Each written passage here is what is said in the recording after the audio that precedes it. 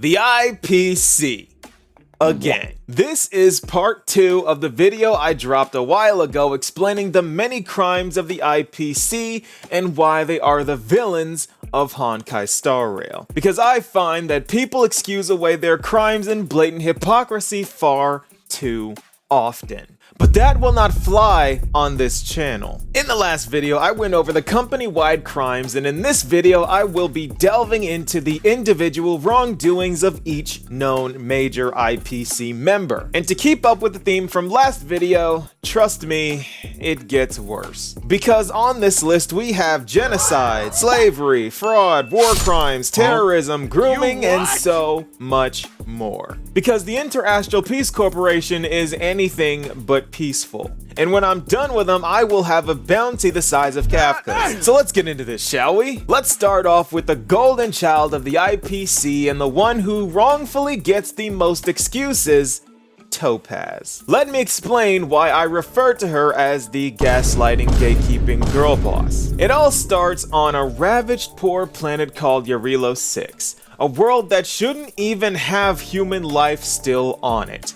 This planet has survived the assault of the Antimatter Legion and the terraforming of a Stellaron. But you see, Yarilo 6 at its foundation is an investment project from the IPC, even though it's incomplete. And even though this corporation abandoned the planet to be annihilated by the Antimatter Legion 700 years ago, this only means that Belobog has 700 years of accruing debt. In comes Topaz with the task of repossessing the entire planet that she of course sees as legitimate. Look at that smirk on her face. Look at how happy she is about this. Truly someone who does evil for the love of the game. And that might sound like my bias, but it gets worse. Because after she leaves, she immediately calls up her cronies to start terrorizing the local ill-informed civilians of Belobog. She herself goes straight to Svarog, where she proceeds to threaten to take over all the robots in Belobog, including him using source code. Since the IPC left a back door hidden in all the robots that she of course has access to. She also threatens to turn them on the entirety of the nation's army. Ladies and gentlemen of the jury, that is extortion. And since the IPC employs Intellerons, which are sentient robots with free will, she knows how horrible that is to strip Svarog of his just because she can. But of course, she doesn't care. Besides, she's only violating the basic rights that the IPC pledges to uphold and protect, right? Not a big deal. Which, even though sounds bad, is not nearly as bad as what comes next, because you know it gets worse. Because after forcing Svarog to give her a tour around Yarilo 6, she runs into Gepard, who tells her to simply proceed no further. And instead of explaining herself or what she is doing, she decides to attack the Silvermane guards with their own robots, which could have possibly killed some people. So that would be trespassing and attempted murder. This is not even self-defense either. If Gepard wanted to attack her, he could have posted snipers or even set up a proper ambush. But nope. No words, just violence and extortion. There is also something else horribly wrong about the situation, but I'll get to that scene later.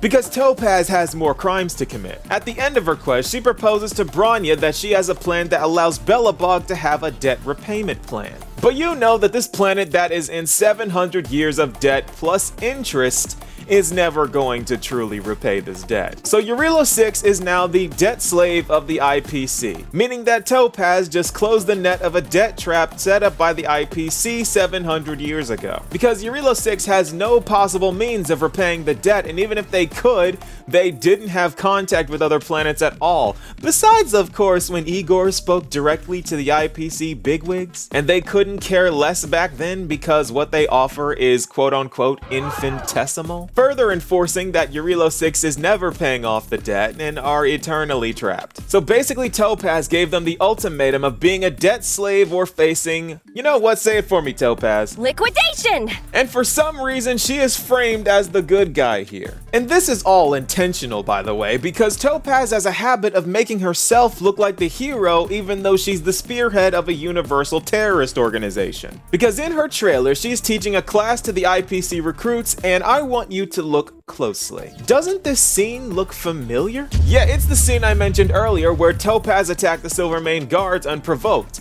only she doctored the footage to place Bronya in the middle looking all weak, so she could pop out and save her. Like she's the good guy here. At no point did Topaz help us fight the Fragmentum. In fact, no fighting took place in this location at all. She just deep-faked Bronya. This footage is 100% fake and was created for the sole purpose for Topaz to turn her crimes into vain glory. So not only did she gaslight Bronya, but she also gaslit the entire giant auditorium. But that's not all, because remember when Topaz wrote that entire heartfelt letter to Bronya talking about her resource-poor planet? Oh, poor Topaz.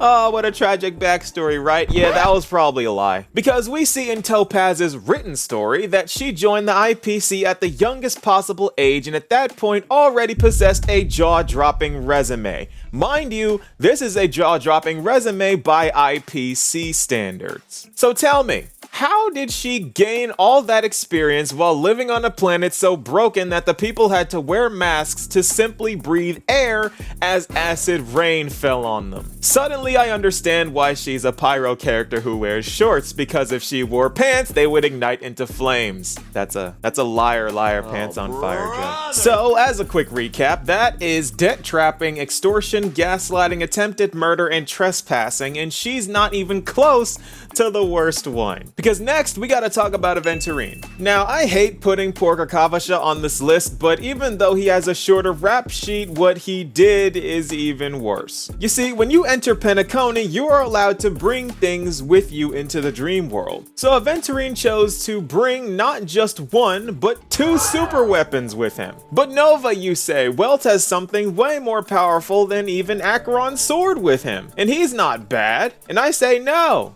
He's not, because Welt didn't use the Star of Eden to perform a terrorist attack. Yes, Aventurine used a cornerstone to terrorize a dream world just to see if Acheron could kill him and almost destroyed the entirety of Penacony in the process. And even though this is all he really did, this is far worse than anything Topaz has done so far. But trust me when I say that it gets so much worse, because now we gotta talk about Jade. Honestly, the fact that anyone pulled this character is insane to me. I am a quantum unit collector. I have every quantum 4-star at C6, but even I did not pull for this absolute heathen. Jade makes these other two look like saints, and I will explain exactly why.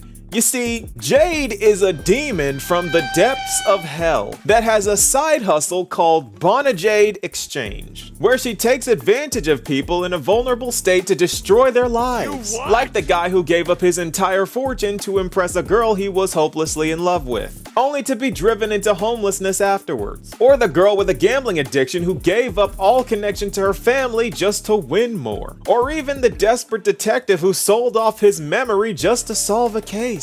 She really has no incentive to do any of this, she simply does just because she's evil. Then she tries to take advantage of Firefly to sell out the Stellaron Hunters because she claims to have the cure for entropy loss syndrome. Okay, let this sink in real quick. She just dangled the cure over a terminally ill person's head, trying to manipulate her into selling out the only companion she has. Evil. But it gets worse. Because what if I told you that Jade actively endorses slavery? As a servant, you should not resist your master.